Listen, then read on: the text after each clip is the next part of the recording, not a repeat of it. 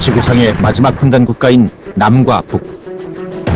우리에겐 아직 끝나지도 풀리지도 아물지도 않은 상처가 있습니다.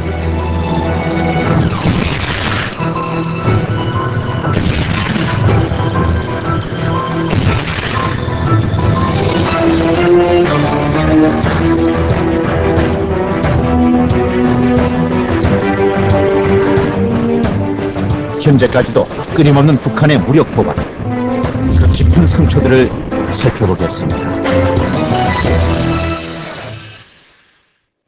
안녕하세요. 평화지킴이 임현주입니다. 최근 북한의 연평도 포격으로 나라 안과 밖이 모두 소란스러운데요. 이러한 북한의 무력 도발은 1953년 휴전협정을 맺은 이후에도 지금까지 계속되고 있습니다. 북한은 휴전 이후 정전협정을 총 40만 건을 위반하고 470여 건의 도발을 일으켰는데요. 이 도발로 3,700명이 납치되거나 부상, 또 사망했습니다. 도발 형태도 대통령 암살 기도부터 무장공비 침투에 이르기까지 크고 작은 다양한 형태로 무력 행위가 이어지고 있는 실정인데요. 분쟁으로 얼룩진 북한의 주요 도발을 연도별로 모아봤습니다. 지난 60년간 북한의 주요 대남 도발과 우리 정부의 대응은 어떠했을까요?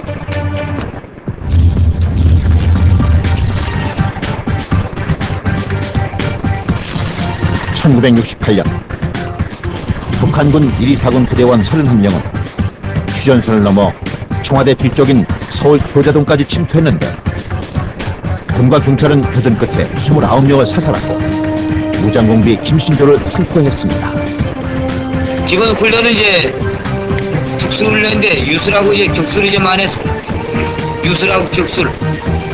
그다음 권투 훈련도 많이 했어. 1976년에는 북한군이 판문점 인도경비구역 안에서 밀나무 가지를 치던 미군 장교 2명을 도끼로 살해했습니다. 북한의 이 도끼 만행 사건으로 남북은 무력 충돌 직전까지 갔지만 당시 북한 인민군 최고사령관이었던 김일성이 유엔에 유감을 표명하면서 일단락됐습니다. 80년대 들어오면서 한층 과감해진 북한은 대통령 암살을 목적으로 폭탄 테러를 감행하기도 했습니다. 다행히 대통령은 미얀마의 아웅산 묘소에 도착하기 직전 폭탄이 터져 화를 면했던 사건이 벌어졌습니다. 하지만 이 사건으로 소속준 부총리와 이범석 외무부 장관 등 주요 인사 17명이 순직했습니다. 이를 계기로 우리는 국산 미사일 현무 개발에 착수하게 이릅니다.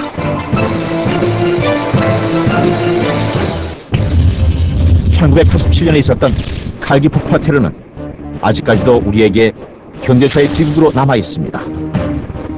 이라크 바그다드를 출발한 대한항공 858 여객기가 북한 공작원 김현희가 사전에 장치해둔 시한폭탄에 의해 공중 폭파되면서 탑승하고 있던 한국인 승객 93명을 비롯 외국인과 승무원 115명 전원이 숨지는 안타까운 일이 벌어지기도 했습니다.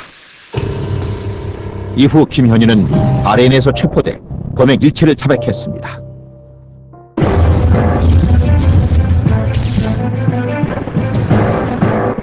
(90년대에) 들어오면서 북한의 도발 형태는 경비정을 이용한 해상 침투에 집중됐습니다. 1996년 북한 잠수정이 속초해역에서 좌초돼 우리 군이 무장공비 14명을 사살하고 1명을 생포하는 사건이 있었습니다. 또한 서해에선 북한군은 군함과 잠수정을 동원해 우리 군을 위협해왔습니다. 1999년 북한 경비정 6척이 북방 한계선인 NLL을 넘어 우리 영해를 침범하면서 연평해전이 일어났습니다. 북한의 선제 사격으로 시작된 남북 함정 간의 치열한 포격전으로 북한 경비정 한 척과 어뢰정 한 척이 침몰하고 우리 고속정과 초기함의 선체도 파손을 입었습니다.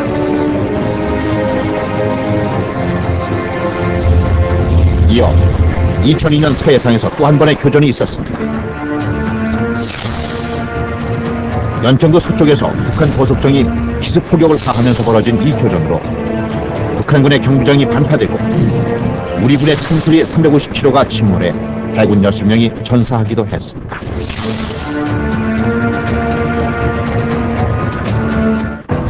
그리고 2010년 3월 백령도 소남방에서 순찰 중이던 천안함이 북한 잠수정의 어뢰 공격으로 침몰하는 사건이 일어났습니다. 이 폭침 사건으로 우리 해군 96명이 전사해 온 국민을 안타깝게 했습니다.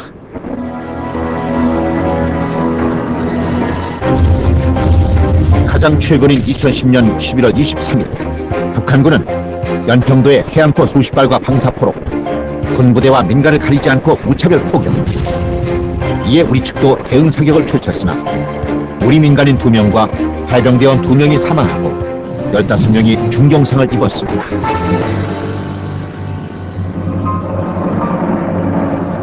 갈 데가 없어요. 그만하세요.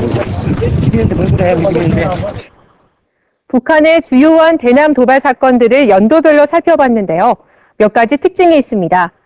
전쟁 직후부터 80년대까지는 어선 습격과 납북, 또 육상을 통한 무장 간첩과 테러 활동이 주였다면 90년대 이후엔 비대칭 전략을 이용한 해상 도발이 많아졌다는 겁니다. 도발 형태에 따라선 크게 5가지로 분류할 수 있는데요. 한국 전쟁 직후인 1955년 대성호 납북 사건을 비롯해 1978년 신상욱 감독과 배우 최훈희 부부가 북한 공작원에 의해 납치된 사건처럼 우리 어민이나 군인, 또 유명 인사들을 상대로 한 납치와 납북이 그 첫 번째고요.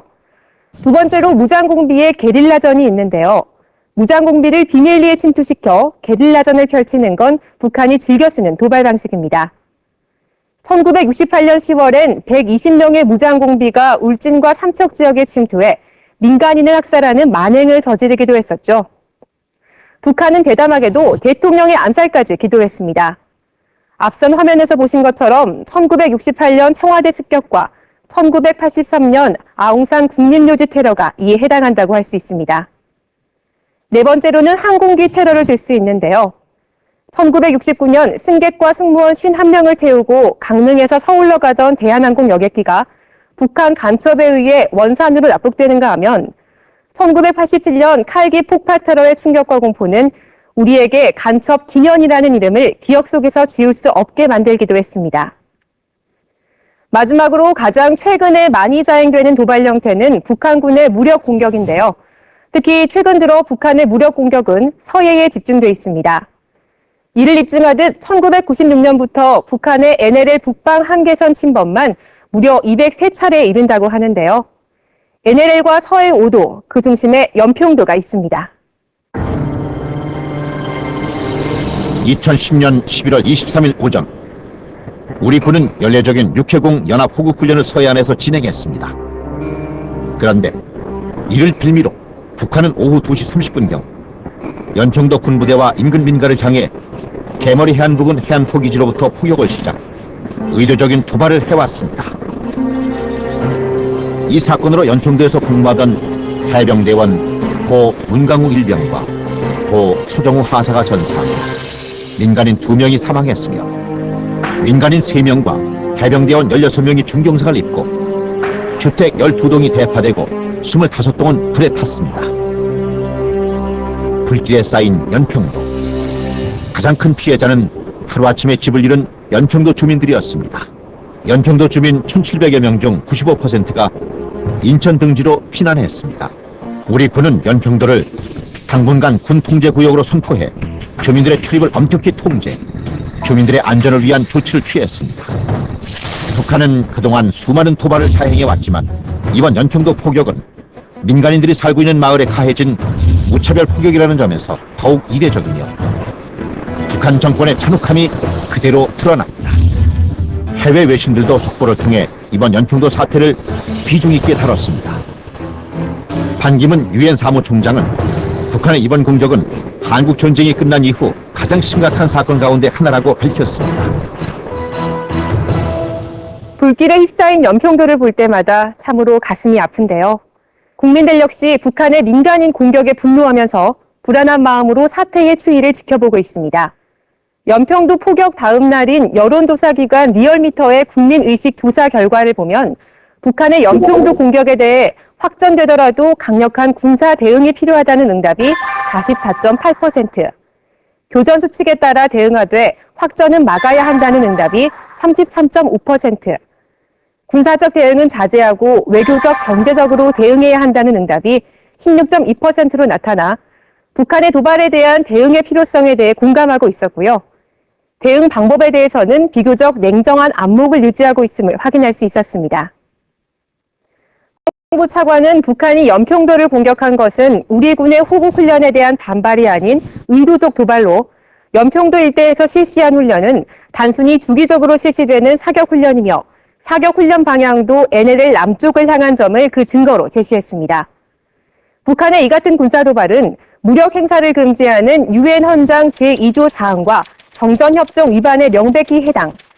대한민국의 시민단체 모임인 반인도범죄조사위원회는 이번 북한의 연평도 포격 도발은 국제법에 저촉되는 전쟁 범죄라고 강조하며 북한의 김정일과 그의 후계자 김정은을 전쟁 범죄 혐의로 국제형사재판소 ICC에 고발하기도 했죠. 북한은 왜 자꾸만 이러한 도발을 감행하는 걸까요? 정확한 이유는 밝혀지지 않았지만 전문가들은 몇 가지 가능한 이유들을 제기하고 있습니다. 가장 유력한 이유로 김정은 후계 구도를 더욱 확립하기 위한 것이라는 분석과 지난 2010년 11월 22일에 북한이 우라늄 농축시설을 공개하면서 대화 국면을 유도했지만 실패, 좀 더 강한 도발을 통해 국면을 전환하겠다는 전략입니다. 또한 표면적인 가장 큰 이유이기도 한 서해 북방 한계선을 무력화하겠다는 의도인데요. 타격 지점을 연평도로 잡은 이유에 대해서도 서해 5도와 NLL은 북한이 보유한 서해안포에서 타격하기 적당한 지점이며 파급력도 크다는 점을 이용한 것으로 분석됩니다. 연평도 사태, 이 모든 논란의 중심에 있는 서해 5도와 NLL에 대해 살펴볼까요? 분단 국가의 아픔이 묻어나는 38선과 비무장지대 DMZ. 야야야, 그림자 넘어왔어. 조심하라. 공동경비구역 JSA가 한반도의 허리를 가르고 있다면 바다엔 또 하나의 경계선인 북방 한계선 NLL이 있습니다.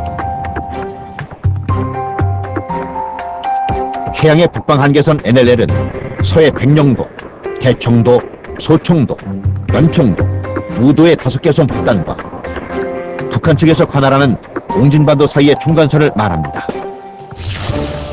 1953년 정전협정 당시 유엔군 사령관이던 클라크가 해군력이 없던 북한과 협의할 필요가 없이 유엔군 스스로의 군사활동 반경을 설정한 해양군사 경계선입니다. 1953년 설정 이후 1972년까지 북한도 이 한계선에 전혀 이의를 제기하지 않고 준수함으로써 남북 사이에 별다른 충돌은 일어나지 않았습니다. 그러나 1973년 들어 북한이 서해 5개선 주변 수역이 북한 연해라고 주장하고 빈번히 북방 한계선을 넘어옴으로써 우리 대한민국 함정들과 맞닥뜨리는 사태가 발생했습니다. 그러나 남북은 1992년 남북기본합의서에 따라 NLL을 사실상의 불가침 경계선으로 합의했습니다. 그것은 NLL이 우리만에 의한 일방적인 경계선이 아니라 이미 남북한이 합의한 경계선이라는 의미입니다. 면적 74km에 주민 8,300명이 살고 있는 서해 5도는 우리에게 서해 낙조와 멸종위기 야생 동식물의 낙원으로 조기와 꽃게로도 유명한 곳입니다. 또한 군사적 요충지로 북한과의 전력을 견제하는 중요한 구심점으로 떠오르고 있는데요. 서해 5도가 더 이상 도발이 아닌 도약의 장소로 거듭나길 바라봅니다.